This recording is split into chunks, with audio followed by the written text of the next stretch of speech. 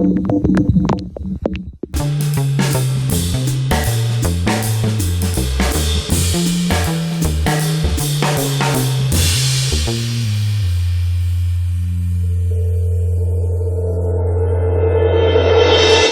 da mucho gusto estar aquí con el general Miguel Carrasco Hernández, titular de la Unidad de Asuntos Jurídicos de la Secretaría de la Defensa Nacional. Muchas gracias por estar aquí. Muchas gracias por invitarnos.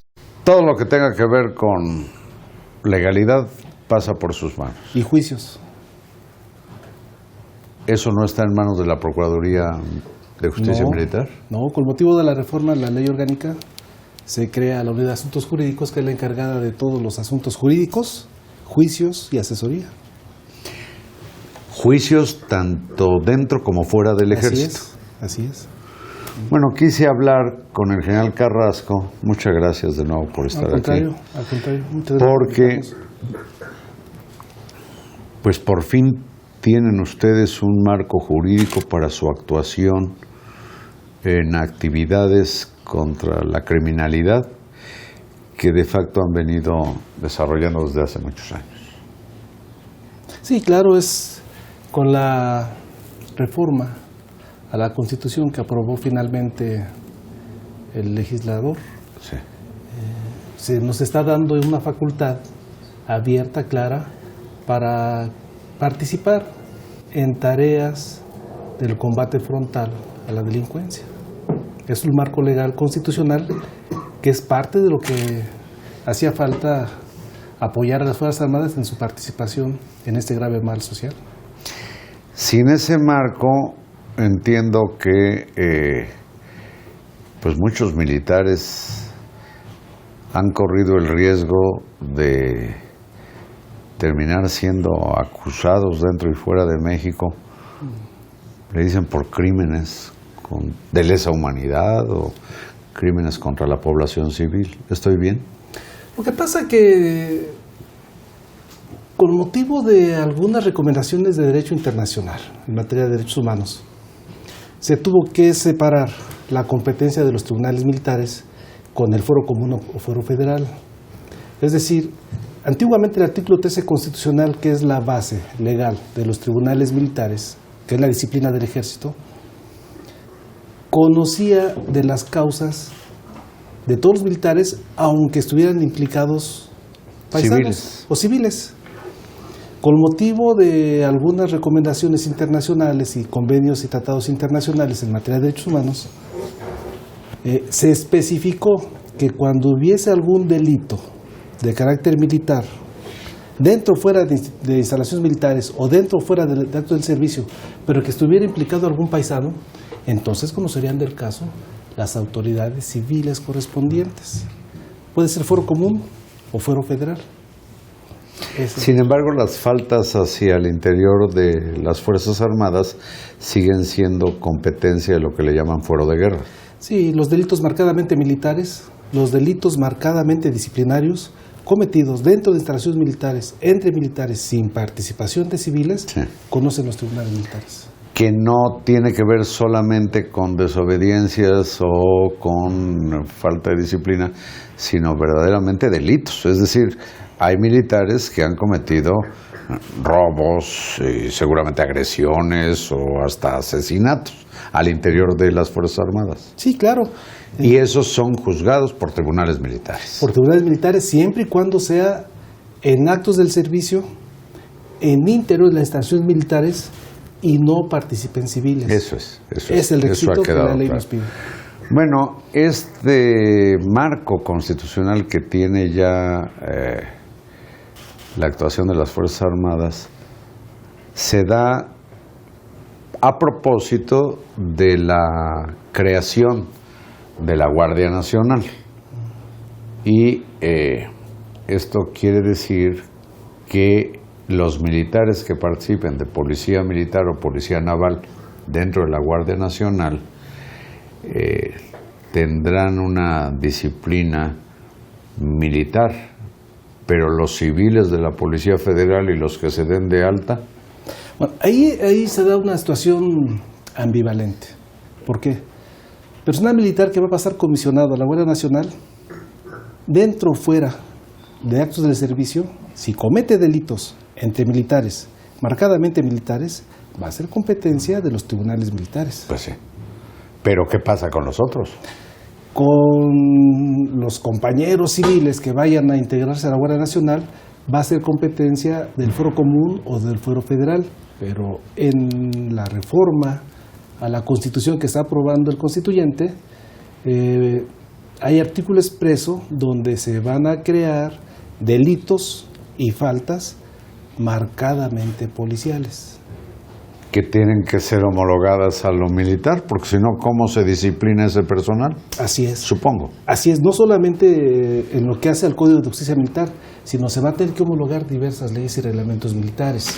¿Cómo cuáles, general? Ley de disciplina, Reglamento General de Deberes Militares, Consejo de Honor y Justicia. Es decir, los ordenamientos militares que son la base de la disciplina, que es la estructura, la columna vertebral de todo instituto armado. En el mundo. En todo el mundo, así es. General, y en lo que tiene que ver con el desempeño ya de la Guardia Nacional que se gesta, a mí me gustaría que la audiencia y yo entendiéramos bien si se trata de una fuerza nueva destinada a la seguridad pública o, como venía yo entendiendo, sobre todo a la seguridad interior, a lo que le llaman seguridad interior. Es decir, no es lo mismo perseguir a una banda de delincuentes que confrontar una situación tan tumultuaria como puede ser pues el saqueo de trenes en Guanajuato, o la zona del Huachicol en Puebla, que yo ya digo que hago con esos paisanos, en que se dan actividades, multitudinarias delictivas. ¿Ahí operará o no la Guardia Nacional o solamente será pues como cualquier policía de barrio? La Guardia Nacional está diseñada para ser una policía de proximidad al delito y al delincuente, preventiva del delito federal, del delito del Fuero Común a nivel nacional. No hay impedimento legal alguno para que participe preventivamente en un delito si concurren diversas conductas o con una conducta diversos delitos del Fuero Común o del Fuero Federal. Sí, pero ahí, por ejemplo, está el caso de militares cuidando, por citar un ejemplo, escuelas en Acapulco y otros municipios. Eso lo entiendo como una presencia, pues una presencia preventiva, ¿no? Pero, ¿qué ocurre cuando hay tumultos delincuenciales? Que, por cierto, en algunas localidades han hecho que tropas de ustedes más bien opten por la retirada. Y lo entiendo porque disparar un arma sería acabar con todos los que están ahí apedreándolos, o mentándoles, se dice la madre, en general lo digo con respeto. Pero ¿qué pasa con esas situaciones? ¿Ahí actuará la Guardia Nacional o actuará el Ejército, que por lo visto puede seguir apoyando estas tareas durante 5 años?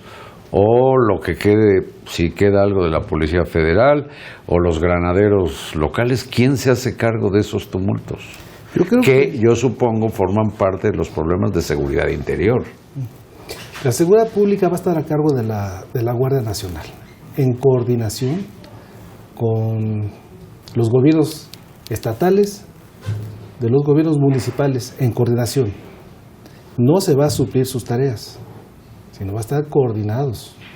Cada quien va a tener sus propias tareas de manera coordinada, de manera preventiva de ataque frontal al delito.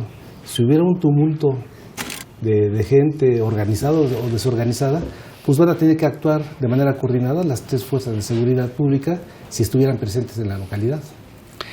Y eso como una medida que suple o más bien alterna a la eventualidad de que intervengan fuerzas mayores, que ya sería el ejército como ejército y la marina como marina armada, ¿o qué? Sí, desde luego. Si hubiera necesidad de utilizar otro tipo de fuerzas públicas, yo supongo que no habría inconveniente legal alguno en que se intervenga para de una manera más fuerte, más eficaz, más fuerte y más eficaz. Y desde luego tendría que estar de acuerdo el comandante en jefe de las Fuerzas Armadas, que es el presidente de la República. Bueno, constitucionalmente hablando, nuestro comandante supremo es el presidente de la República. Sí, claro. Y de acuerdo con las reformas, él va a disponer de la Guardia Nacional, que es una herramienta, yo siento, de lo más oportuna para que el señor presidente disponga de la Guardia Nacional cuando lo estime conveniente. Hay algo en lo que tiene que ver con los fueros militar y civil que me llama mucho la atención. Hasta donde creo saber, general, los tribunales militares suelen ser muy estrictos en sus procedimientos y sentencias, lo cual más bien no sucede en el ámbito civil, que está siempre vulnerable a la ineficiencia o a la corrupción. ¿Usted confía en que el fuero que se le asigne a la Guardia Nacional será pareja para militares y civiles?